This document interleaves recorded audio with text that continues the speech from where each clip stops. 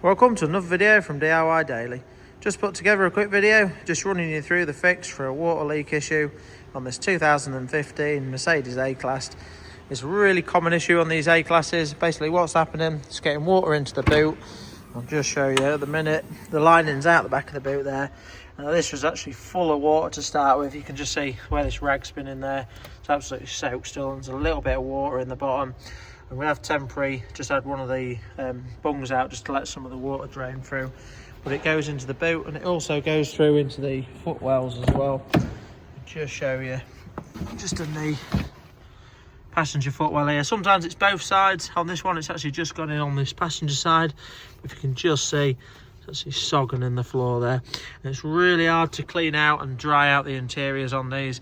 I mean, ideally, you want to be getting the carpet fully out because they're really thick and it'll be absolutely saturated with water, but without taking it out, the only thing you can really do is let the airflow get in there, try and dry it out with a dehumidifier or something like that. Luckily it's only got in the one side at the minute, but I'm just going to run you through what the fix is. So it's a really common issue. Obviously various different issues can cause water ingress, but the most common issue is the vents which sit behind the bumper here. We've got two new vents, genuine ones from Mercedes. They're not actually too dear, but I'll put links in the description below to the vents and where you can get them from.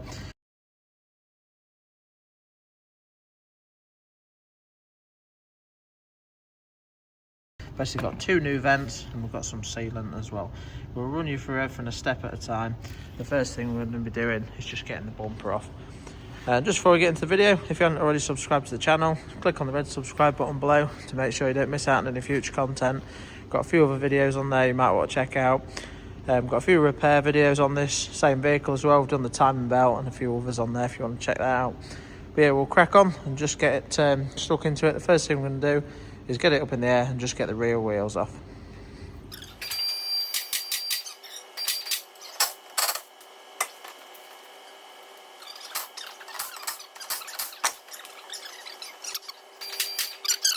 Right, so now that we've got the wheels off, next thing we're going to do, the only reason we took the wheels off, you can do it without, it's just a little bit of a squeeze, makes it slightly easier.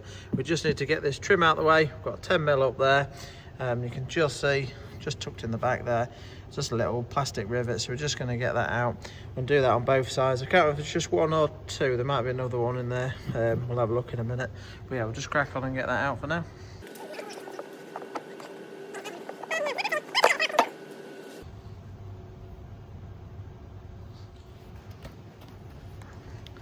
So that's that side out. Just going to do exactly the same on the other side. And if you just have a look, basically we've just got a 10mm headed screw up there, so we're just going to undo that next.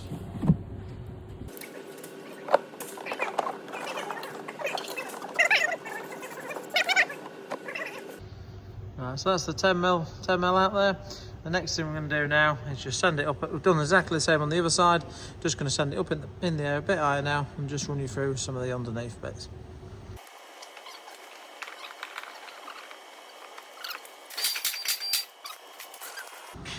Right, so now that we've got it up in the air, next thing we're going to do, another few plastic rivets. You can just see that one there.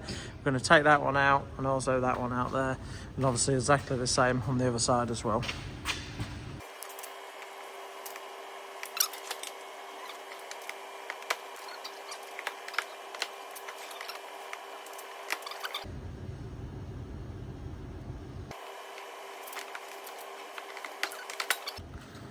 Right, so now we've got them trim clips out.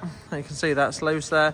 The next thing we're going to do, if you just come up underneath, and you'll just see there's some little cutouts in the heat shield, and you've got 10mm up there, exactly the same on this side, another 10mm up through there. So we'll just undo them two next.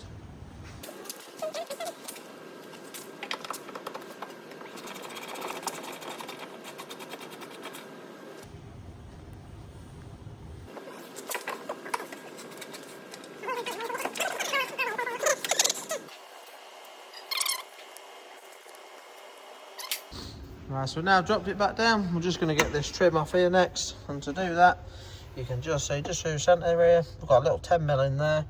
We've got a couple of screws underneath there we're going to need to get out again on both sides. Just to start with, just need to pop the plastic trim off just with a little trim tool or a flat bladed screwdriver. So we'll just do that next.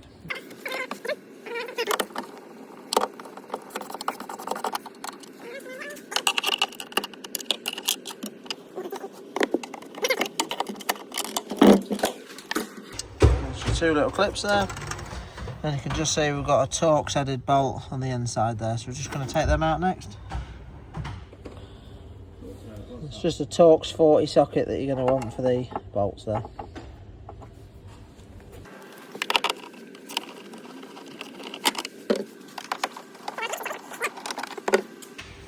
Right, so we've now got the three securing bolts out. Next thing we're going to do is just pop this trim up and out of the way. You just need to sort of grab it and pull it upwards to pop it out.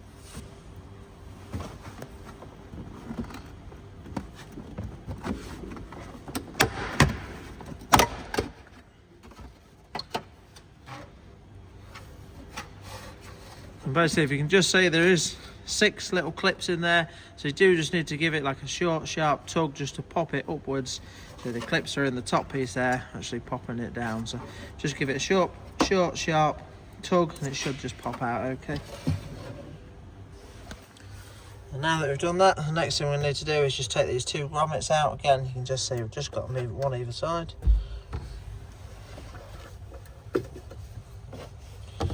And then that just gives us access to these little bolts. I'll just try to change the light just so you can see a bit better on there. Right, so just change the camera setup just so we can get a torch in there. Now these are a little bit really awkward long nuts to get off. Basically, because of this long shaft down the centre, I've actually got some of these really long deep 10mm sockets, which is quite handy. Now without them, the only other way that I've seen it done, you can get like your flex head ratchet spanner, you can get that on there and with the end twisted round, but it is a little bit awkward to do it, or you can use like a crow's foot socket to get down the side of it, that's all. But yeah, luckily these really deep 10mm that we've got do the job, so just going to undo them next on both sides.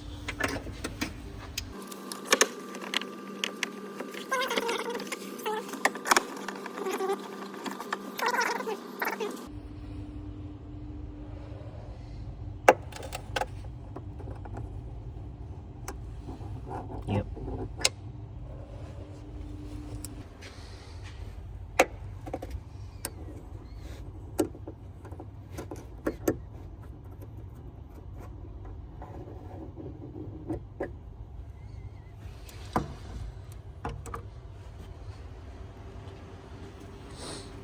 Right, so we've now got them 2 awkward 10mm nuts off. The next thing we're going to do is just remove both rear light units.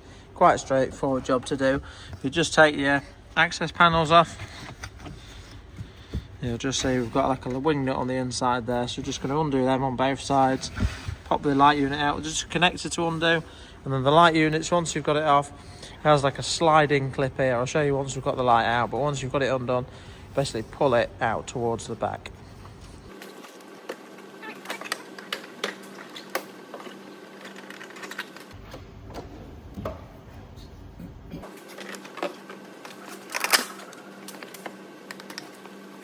You can just see once you've got the light out, there's an electrical connector there, and there's the little trim piece on the edge there where it just sort of slots and glides over the trim clip there. So just need to make sure you pull it back rather than try and pull it outwards, that's all. Right, so at this stage now, we're now ready to remove the rear bumper. The only thing different on some models that I've seen is some actually do have an extra 10mm bolt from underneath, just around this area there, which this one hasn't got. And if it's got parking sensors on it, you might find that you'll have an electrical connector to undo as well. Obviously this one hasn't got parking sensors, so it should just be a case now of popping the bumper off. Now I'm not gonna prise it out just yet because I'm gonna mount the camera up to do it. I don't want to obviously pull the bumper off and drop it. But basically you need to grab it from the inside here, and it's got some clips that sort of push inwards, so you just need to pull it out, pop it away from the trim where it clips in, and we should be able to remove it and set it aside. So just do that now.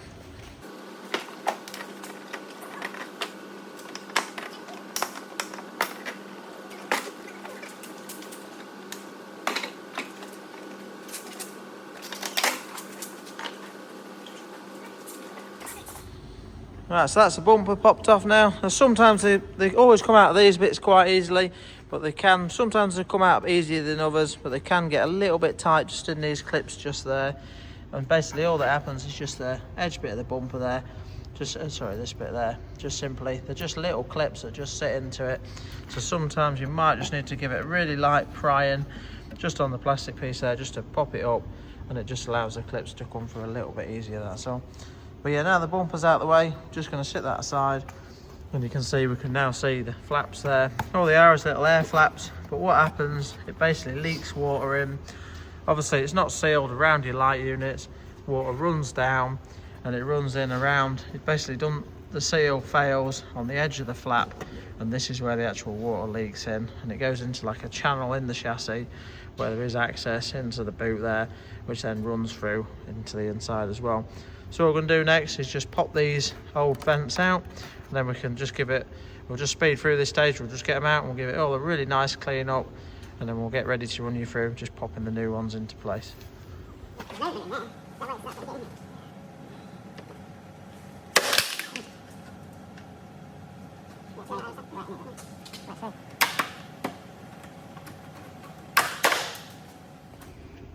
Right, so that's the vent out there. We just want to be careful just to, they're not too hard to get out at all, to be honest, but just want to be careful not to obviously damage the metal and bend the metal and distort it at all, that's all. But yeah, that's the old flap out, and if you just have a look as well, you can just see on the inside of here where it's been leaking in, you can just see it's absolutely sogging wet in that foam there, so you know it's definitely been coming in around that area there. So we'll just give that a bit of a squeeze out as best as we can.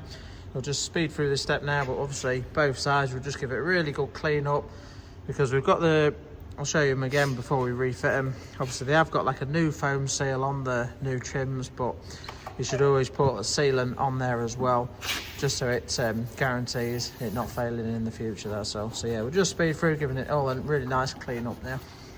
And just as I said as well, obviously on this one, usually it's common to both sides failing. It's only wet on the passenger side on this one, where you could see it was soaked in the foam there, but if you come to the driver's side, you can just see this is actually dry in the foam there. It is a little bit damp, so I think it's had a bit in there, but it's nothing like what the other side's like.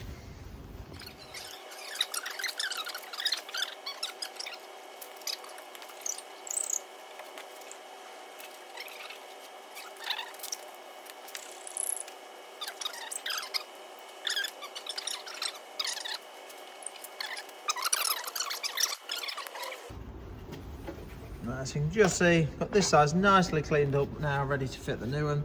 Now the new ones, obviously they have got a seal.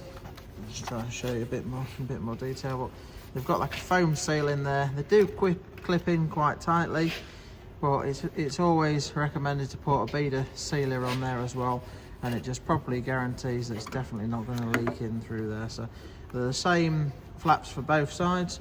But all I'm going to do now is just run a beader sealer all the way around the edge there. Then we'll clip it into place. You'll hear it as it clicks in. It'll make obviously like a clicking noise. Pop it into place, and then we'll just smear the sealant neatly around it after we've done that. So we'll just crack on now and get that next bit done. And obviously the other side's nicely cleaned up as well now. So yeah, we'll just crack on, pop them into place.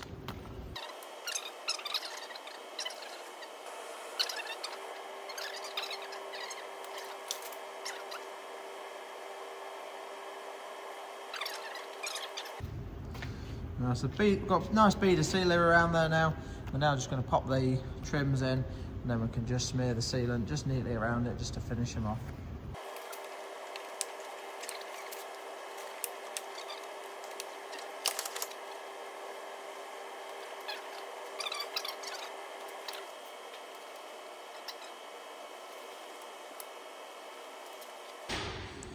So you can just see that's both vents fitted into place now. Nice beader seal around there to seal them up nicely. The old ones are ready for the scrap pile. But this stage now, obviously you want to be leaving your sealant time to cure properly and dry off just before taking it out on the road and getting it wet again. We're just going to speed through, just getting everything back together now. But obviously it's just a case of rebuilding everything exactly as we took it apart. So really straightforward job putting it back together. Just going to crack on now and speed through this section of the video to finish it off. But just thought I'd put that video together in case anyone's suffering with that issue.